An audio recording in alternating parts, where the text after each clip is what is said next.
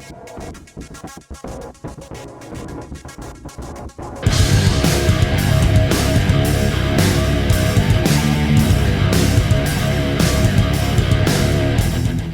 and welcome back to my kitchen. Today we're going to be making French bread, and the only ingredients we need for it are 6 to 7 cups of flour, all-purpose flour. I have 4 teaspoons of sugar. I have 4 teaspoons of salt, and we're going to use 3 teaspoons of, I'm using the active bread machine yeast. But you could use the traditional yeast that you need to let sit in your water with sugar. You just have to let it sit for 10 minutes before you can start mixing your ingredients together. And I have 2.5 cups of about 110 degree water, which is going to help our yeast start doing what yeast is supposed to do, which is making our bread rise. Alright guys, so let's get started. The first thing we're going to do is add our warm water to, let me move my stand mixer over. We're going to add our 2.5 cups of warm water to the mixing bowl. Now you could do this by hand if you want to. It does not require a machine to make bread. I just find it a lot easier because, you know, when we get to the kneading process, the machine is going to do all the work for me, which cuts down a little bit on my time, and I can be doing something else. And plus, you know, kneading bread gets exhausting, so let's have the machine do some of the work for us. Alright guys, so the next thing I'm going to do is put in my 4 teaspoons of sugar and my 3 teaspoons of yeast.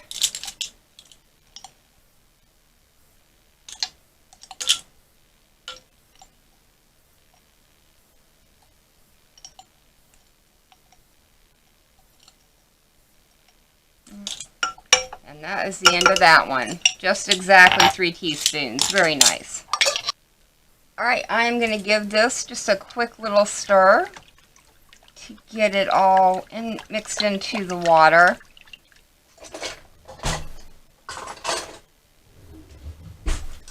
And now what I'm going to do is I'm going to start with 5 cups of flour, and then we will see if we need the other 2 cups once we get this mixed in. And again, when you're working with bread, it really is weather dependent. The wetter your weather is, like whether it's humid or if it's raining out, it really will affect how much flour you end up adding into your mixing bowl to get your bread to come together. And that one should have been 5. I think I lost count. We'll put a little bit more in just for good measure. And then I'm going to start getting this mixed up and see how much flour this is actually going to take today.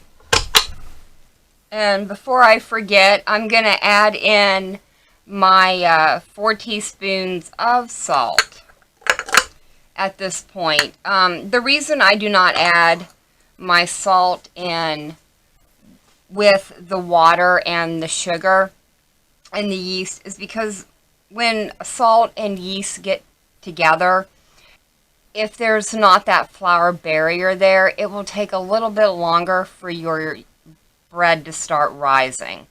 So instead of a half an hour, you may end up having to let it rise for an hour. And that's the only reason why I choose to add my salt separately. Okay, at this point, I've allowed that 5 cups of flour to mix in. And the dough, when I touch it, is still very sticky and sticking to my fingers, so I know it needs more flour.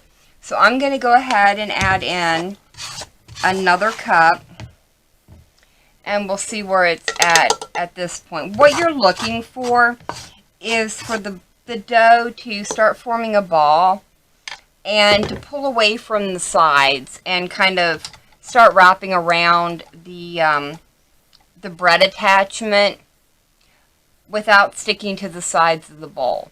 And then when you touch your dough, your fingers should come away clean.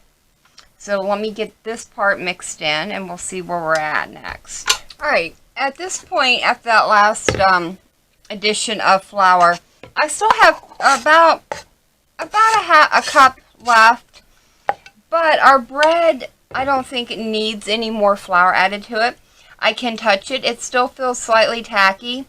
But, you know, if I touch it, my fingers don't come away with any dough stuck to it. So at this point, I am not going to add any more flour to it. I'm just going to turn my mixer on to the number 2 setting for the speed of the motor, which is what's recommended for kneading bread.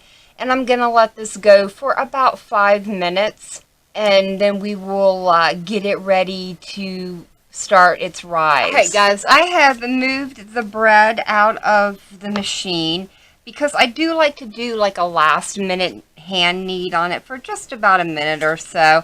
But the dough is it's nice and smooth, which is what you want. And it's very soft, almost like a little baby's bottom. You know, this is kind of how you want your dough to look. When you press down on it, it springs back, which is what we're looking, which is telling us that our yeast is working as well. Alright guys, I think we've got this pretty much kneaded to where I need it to be.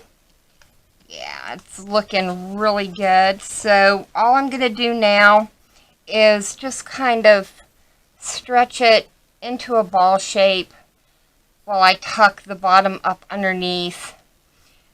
If you can see what I've been doing here. And then kind of bring it all together and pinch it closed.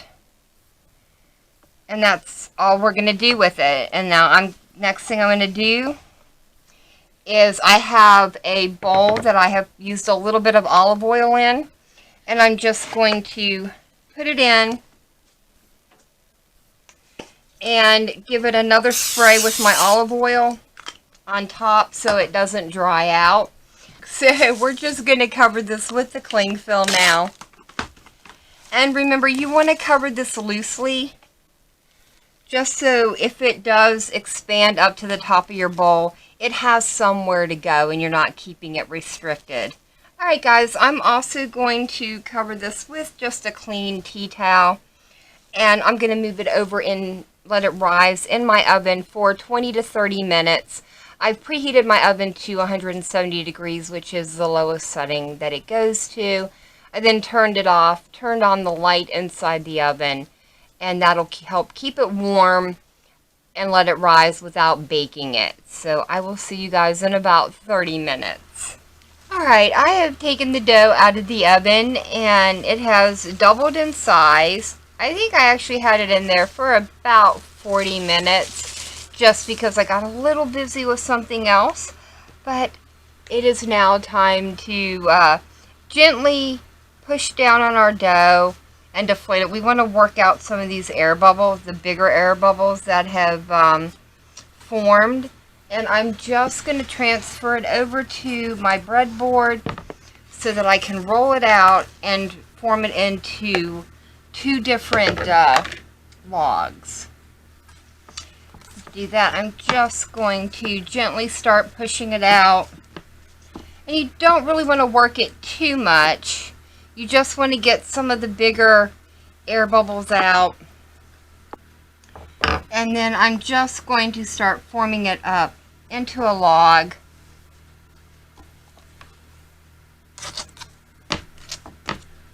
And then I like to pinch my ends together just all the way down. And then I always take my end pieces and tuck them up inside, and then pinch it, just because it gives it a prettier end product in the end. You could skip this part if you wanted to, but I think it really shows in the final product. There we go.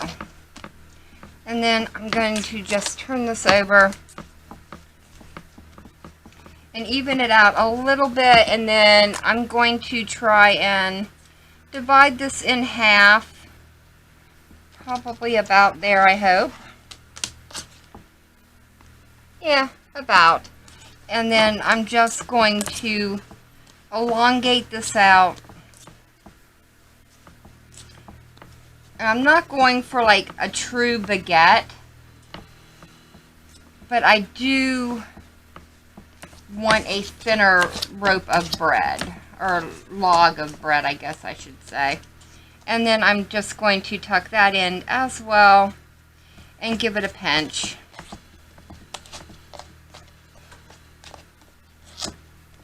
And make sure it's even all the way down.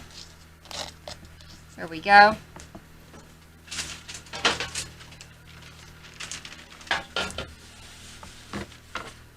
And then at this point, I'm just going to transfer it over to a parchment lined sheet of paper on my cookie sheet.